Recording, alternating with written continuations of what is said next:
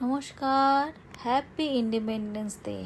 Japan থেকে জানাই সকলকে স্বাধীনতা দিবসের অনেক অনেক শুভেচ্ছা। আজকের এই ভিডিওর মেন উদ্যোক্তা হচ্ছে অজয়দা। আমি ওখানে উপস্থিত নেই, কিন্তু অজয়দা আমাকে ভিডিও করে পাঠিয়েছে আজকে জাপানে 15 আগস্টটা কীভাবে আমরা সেলিব্রেট করি সেটা নিয়ে।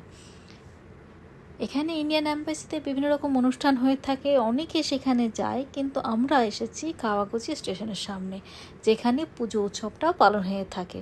আপনারা হয়তো জায়গাটা দেখলে চিনতে পারবেন। আজকে এখানে পতাকা উত্তোলনের সঙ্গে সঙ্গে রক্তদান শিবিরও পালন হয়ে আছে।